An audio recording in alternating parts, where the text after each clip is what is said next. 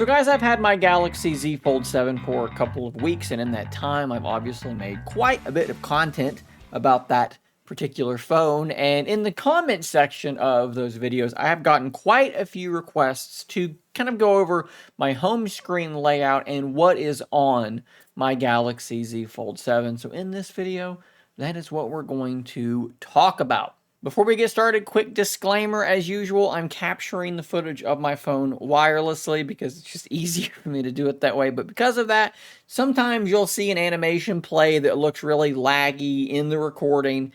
It's just the recording, don't worry. So this is my home screen, and the first thing that I want to sort of address is the question of wallpapers. Again, comments all the time, where did you get that wallpaper? And 99% of the time, it is something that I made. It's either a photo I took and edited, or it's a photo that I took and then threw it over to Gemini and created something, or it's from Pixel Studio, or whatever it might be. It's something that I probably created. And if that indeed is the case, if you go over to shanecraig.tech, and then you look for wallpapers up at the top, so it's shanecraig.tech/wallpapers, you should see the wallpaper on my device. Now, occasionally, I might forget and not have it uploaded quickly enough, but here is the wallpaper in question. You can click on it, and you'll see it in full quality. You can download it and then use it on your device. Like, at this point, guys, there are quite a few wallpapers on that page. They're all free, and they're all high quality, and you can just have them. And definitely check back there over time because I do continue to add things to it. But back to my layout, there's a lot on my home screen to kind of talk about. You guys may also notice that I don't use cover screen mirroring. I said that backwards. I do use cover screen mirroring. I don't use the thing where you have two different layouts, a layout on your cover display and a different layout on your inner screen. I have the mirroring turned on so that it is just one layout and it kind of looks like pages, basically, like a page here and a page here.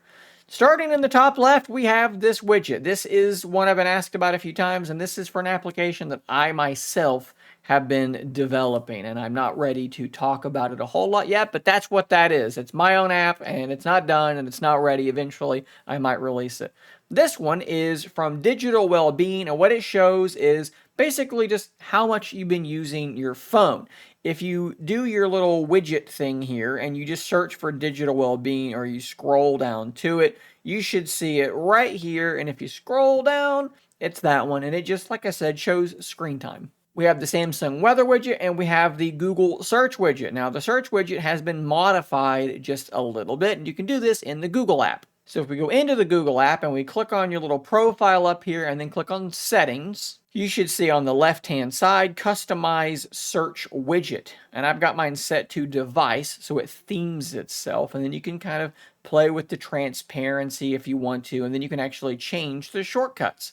I like having the song search on there, so I've added that. Up here top right, this is a program that I actually just installed yesterday, and it is actually showing how many times my device has been unfolded, and it also shows like how much time you've spent on each screen. I think the app is literally called Unfolded. Just now installed it, don't have really much to say about it. You can see what it does. This widget is called Google Tasks, and as you can see here, I put video ideas or just ongoing projects in there, and then you can actually sort of add information into it. Like here we go, I'm doing the What's on My Z Fold video right now, so if I wanted to tick this off and say I did it, boom, it's done, and you can actually add details to things as well. So for instance, here is an embargoed phone that I can't talk about, and inside there I'm taking notes that I'm going to eventually use on that content. If I clicked on it, you would see those notes. And then we have the YouTube music widget, and it's a stack because it also has my Audible widget there as well. That is a book that I started and I forgot about,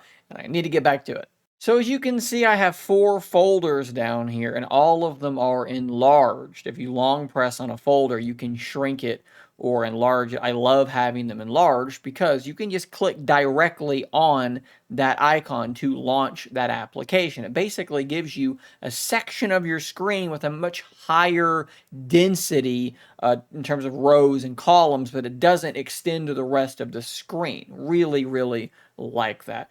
Nothing too crazy here. Gmail, obviously, for my email accounts. This is Feedly. I've talked about this a whole bunch of times, and this is basically how I keep track of the news. I have a whole bunch of different news sources in here. You can see 17 more feeds, all these different news sources, and they all just kind of get funneled directly into this. So I scroll through this and I see something that I think, hey, that might be worth talking about, and I can click on that, opens it up in my web browser, and I can read about it, bookmark it, take notes, whatever I need to do. Quickly jumping ahead because it's on the screen, I do right now use Firefox, and I'm using it on my desktop as well. I like the fact that you can use extensions on your phone and everything syncs. That's really cool. I do hate how poorly it works in DeX. Firefox is like miserable to use in Samsung DeX, but on the phone itself, I do generally like it. Sometimes it uses desktop mode, and I don't know why it switched to it, but by and large, it's fine. Probably switch to something else eventually. I feel like I'm always changing browsers. I use Google Keep for my notes. There's Google Tasks, Play Store. This is CX File Explorer, and I've talked about it a bunch of times as well.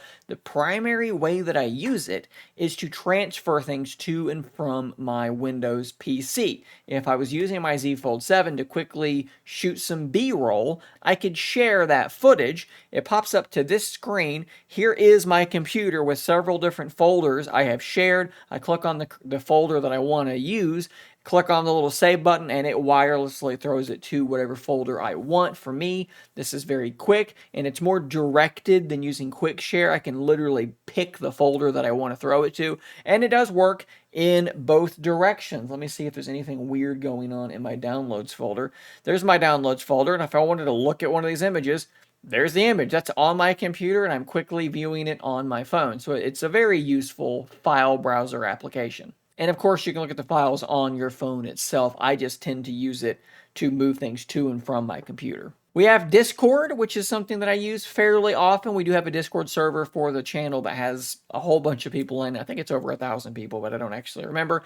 Relay for Reddit. It is unfortunately a paid thing to use now. I think I'm paying like $2 a month for it, or $1 a month or something like that. But it works well, and it's fine. I've got a little thing set up here that has a whole bunch of phone subreddits all combined into one thing. So this also helps me just quickly scroll through and see if anything interesting is happening here. And I find content this way too. We have TikTok, Threads, and Twitter. Over here is my banking application. I have Wise because I do use a whole bunch of different Wise products. I have a whole bunch of their cameras, the thermostat, the vacuum, and so of course I do use this application. This is another one I've talked about fairly recently. It's called WeatherWise. This is a weather application that is actually free to use, and it is surprisingly good.